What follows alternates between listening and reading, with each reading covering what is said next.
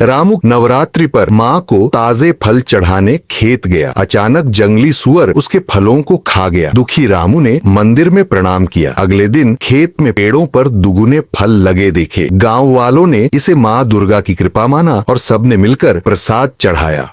जंगल में एक बच्चा खो गया था। वह डरकर रो रहा था। तभी एक बूढ़ी औरत आई और बोली, डर मत बेटा, मैं तुझे घर छोड़ दूंगी। वह बच्चा उसका हाथ पकड़कर चला। घर पहुंचते ही माँ बाप रोते हुए बच्चे को गले लगा लेते हैं। उसी समय बूढ़ी औरत चमकते प्रकाश में बदल गई। सबको पता चला वह कोई और नहीं माँ दुर्गा थी, पर गाँव की अम्मा माँ दुर्गा के लिए प्रेम से पायसम बनाती है। छिपा दानव उसमें जहर मिला देता है। भोली अम्मा प्रसाद चढ़ाकर भक्तों को बांट देती है। खाते ही भक्त बेहोश होकर गिर जाते हैं। दानव हंसता है। तभी माँ दुर्गा प्रकट होकर क्रोधित रूप में दानव का वध करती है। गांव में महीनों से बारिश नहीं हुई थी। खेत सूख गए, कुएं खाली, सब निराश थे। तभी एक छोटा लड़का पुरानी सी बोतल लेकर आया। उसने ढक्कन खोला। अंदर से चमकदार परी निकली। गांव वालों ने अपनी तकलीफ बताई। परी ने मुस्कुराकर आसमान की ओर इशारा किया। बादल उमड़े, बिजली चमकी और बरसात शुरू हो गई। धरती फिर से जीवित हो उठी। किसान टोकरी भर अंडे लेकर बाजार जा रहा होता है। अचानक एक बड़ा काला सांप उसके सामने आ जाता है। सांप फूंफकारता है और उसकी पूरी टोकरी पर झपट्टा मार देता है। किसान डर कर भाग जाता है और अंडे वहीं छूट जाते हैं। सांप सारे अंडे निगल जाता है और सरक कर जंगल में चला जाता है। किसान वापस आकर जमीन पर बैठ जाता है और रोने लगता है। तभी एक कबूतर उड़कर आता है और उसे देख लेता है। कबूतर को किसान की हालत देखकर बहुत दुख होता है। वह अपने दोस्तों को बुलाता है और जंगल से बहुत सारे अंडे इकट्ठा करता है। किसान अचानक इतने अंडे देखकर मुस्कुरा उठता है, लेकिन फिर कबूतर के लिए किसी ने लाइक सब्सक्राइब नहीं किया।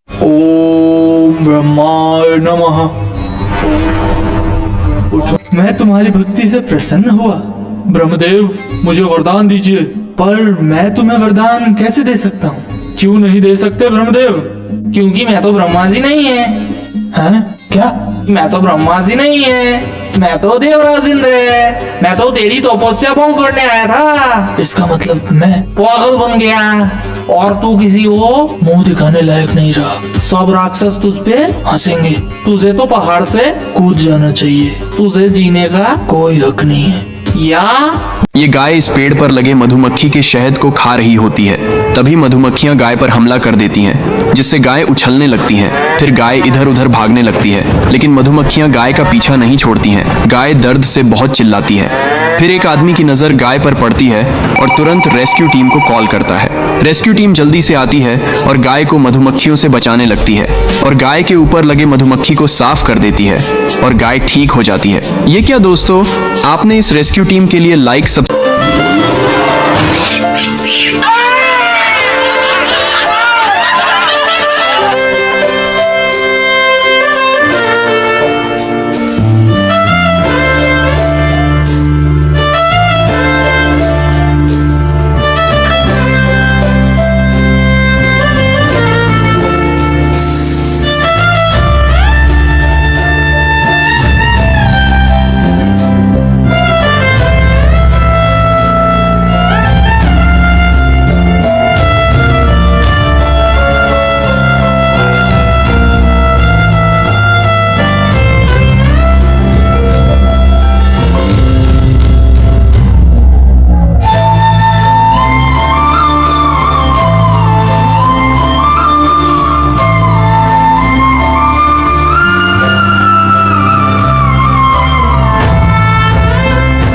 दशहरा के लिए सभी बंदर मिलकर रावण का एक पुतला तैयार करते हैं। उधर भगवान श्री राम भी रावण दहन की तैयारियों में लगे होते हैं। फिर जैसे ही दशहरा का दिन आता है, रावण का पुतला मैदान में लगाया जाता है और श्री राम जी अपने धनुष से तीर चलाकर रावण दहन करते हैं। रावण के जलते ही आसमान से फूलों की वर्षा होने लगती है और सभी बंदर बुराई पर अच्छाई की जीत का जश्न मनाते हैं। कालू बंदर खुशी में सभी को मिठाइयाँ बांटता है। फिर सब मिलकर आनंद से मिठाई खाते हैं। अब श्री राम जी के भक्त लाइक सब्सक्राइब करेंगे और रावण के भक्त कॉमेंट करेंगे। देखते हैं किसके भक्त सबसे ज्यादा है। ऐसा वीडियो देखने के लिए लाइक सब्सक्राइब जरूर करिए।